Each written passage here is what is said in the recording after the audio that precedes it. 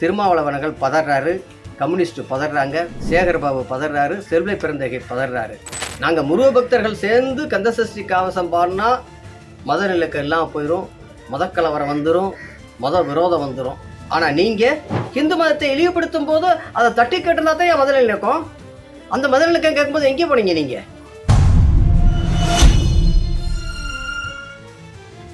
வணக்கம்.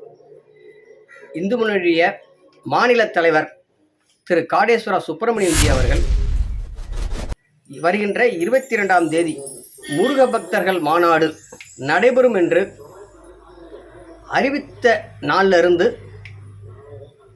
இந்து முன்னணி மற்றும் தேசபக்தர்கள், சங்க பரிவார அமைப்புகள், முருக பக்தர்கள் எல்லாரும் நாங்கள் தூங்காமல் வேலை பார்த்துக்கிட்டு இருக்கோம்.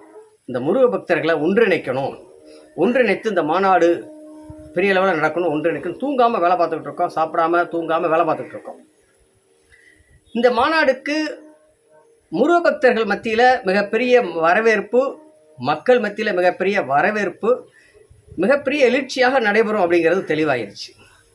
நாங்கள் எப்படி தூங்காமல் வேலை பார்த்துக்கிட்டு இருக்கோமோ, இன்னொருத்தவங்க ஒரு டீம் தூங்காமல் இருக்குது.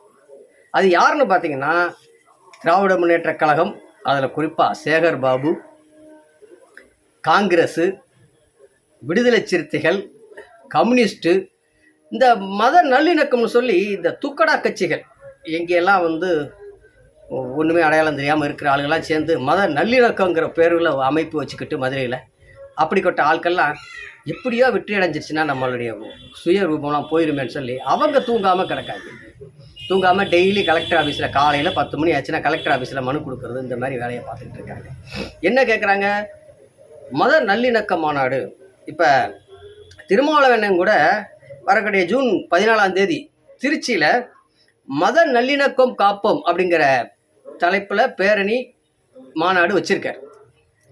இந்த தூங்காத இந்த செயல்பட்டுக்கிட்டு இருக்க அந்த அமைப்புகளை பார்த்து நான் கேட்குறேன், நீங்கள் மத நல்லிணக்கம் காக்கிறோங்கிற பேரில் சொல்லியிருக்கீங்க இல்லையா? நீங்கள் மத நல்லிணக்கணும் என்னையா? சென்னிமலையில் முருகன் மலையை கல்வாரி மலையாக மாற்றுவேன்னு ஒருத்தன் கேள்வி கேட்டான். அப்போ நீ என்ன எங்கே போன? திருப்பரங்குன்ற மலையை சிக்கந்தர் மலை மாற்றுவேன்னு சொன்னான். கந்தசஷ்டி கவசத்தை அவதூறாக பேசினான். அப்படி அவதூறாக பேசும்போது நீ எங்கே போன? மத நல்லிணக்கம் போது, ஹிந்து மதத்தை இழிவுபடுத்தும் போது அதை தட்டி கேட்டுனா தான் என் மத நல்லிணக்கம்.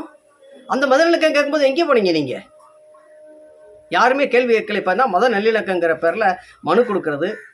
திருமாவளவன் என்ன சொல்கிறாரு, இது மத மோதலை உண்டாக்கக்கூடிய மாநாடு. ஜூன் 22ஆம் தேதி இந்து முன்னணி நடத்தக்கூடிய மாநாடு மத மோதலை உண்டாக்குறது, மத நல்லிணக்கத்தை கெடுக்கிற மாநாடு. அதனால் அந்த மாநாடு எதுவுமே அனுமதி கொடுக்கக்கூடாது, இந்த மாநாடு புறக்கணிக்கணும்னு சொல்கிறாங்க. திருமாவளவன் அவர்களுக்கு நான் சொல்கிறேன், வரக்கூடிய 14ஆம் தேதி நீங்கள் திருச்சியில் நடத்துகிறீங்கல்ல மத நல்லிணக்க மாநாடுங்கிற பேரில், அந்த மாநாடுக்கு நீங்கள் அந்த மாநாட்டில் கிறிஸ்தவ அமைப்புகளை ஒன்றிணைக்கிறதுக்கு அப்படின்னு சொல்லி ஒரு குழு போட்டிருக்கீங்க. அந்த குழு போட்டு ஒன்றிணைக்கணும்னு சொல்கிறீங்க. ஏங்க, நீங்கள் கிறிஸ்தவ அமைப்புக்கெல்லாம் ஒன்றிணைத்து ஒரு நிகழ்ச்சி நடத்துவீங்க. நீங்கள் ஒவ்வொரு தடவையும் நாங்கள் ரம்ஜானுக்கு நோன்பு இருப்பேன்னு இருப்பீங்க. நாங்கள் எங்கள் கந்தசஷ்டி கவசத்தை இழிவுபடுத்துகிறான், சென்னிமலையை கல்வாரி மலையாக மாற்றுறான், திருப்பரங்குன்றத்தை இது சிக்கந்தர் மலைன்னு சொல்கிறான். இப்படி சொல்லக்கூடியதற்கு நாம் எதிர்வினை அப்படிங்கிறது நம்மெல்லாம் ஒன்றா சேர்ந்து முருகா இப்படிப்பட்டவங்களுக்கு தக்க பாடம் புகட்டு அப்படின்னு சொல்லி முருக பக்தர்கள் எல்லாரும் சேர்ந்து 5 லட்சம் பேர் சேர்ந்து கந்தசஷ்டி கவசம் போட போகிறோம். நாங்கள் முருக பக்தர்கள் சேர்ந்து கந்தசஷ்டி கவசம் பாடினா மத நிலக்கம் எல்லாம் போயிடும், மதக்கலவரம் வந்துடும், மத விரோதம் வந்துடும்.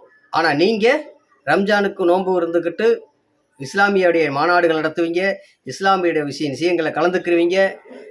நீங்கள் மத நல்லிணக்கங்கிற பேரில் கிறிஸ்தவர்களை ஒன்றிணைப்பீங்க, கிறிஸ்தவ அமைப்புகளை ஒன்றிணைக்க ஒரு குழு அமைச்சு செயல்படுவீங்க. இதெல்லாம் மத நல்லிணக்கம் இல்லை. நாங்கள் எங்கள் மதத்தை இழிவுபடுத்தும் பொழுது ஏன்டா இழிவுபடுத்துகிறேன்னு கேட்குறோம். என் மதத்தை, என்னுடைய தெய்வத்தை இழிவுபடுத்துகிறவனை கேட்டு அவங்களுக்கு எதிராக என் மனது புண்பட்டிருக்கு, முருகாக்கா என் மனது புண்பட்டிருக்கு, இவங்க இந்த மாதிரி ஆளுகள்லாம் இருக்காங்களே, இந்த சூழ்நிலையை மாற்று அப்படிங்கிறதுக்காக நாங்கள் ஒரு 5 லட்சம் பேர் சேர்ந்து ஒரு கந்தசஷ்டி கவசம் பாடக்கூடிய ஒரு மாநாடு ஏற்படுவோம்னா மத நல்லிணக்க மத விரோத மாநாடு, மத கலவரம் வந்துருமா? நீங்கள் ஏன் ஒன்று சேர்ந்து ஹிந்துக்களை ஒன்று சேர மாட்டான்னு நினச்சிங்க? இந்து முன்னணி ஒன்று சேர்ந்துட்டாங்கன்னா இந்து மக்கள் எல்லாம் ஒன்று சேர்ந்துட்டான் அப்படின்னு சொன்னால் நம்முடைய இரட்டை வேடம் தெரிஞ்சிடும், நம்முடைய இரட்டை நிலைப்பாடு வெளியில் தெரிஞ்சிடும் நினைக்கிறீங்க. அதான் திருமாவளவர்கள் பதறாரு, கம்யூனிஸ்ட் பதறாங்க, சேகர்பாபு பதறாரு, செல்வை பிறந்தகை பதறாரு.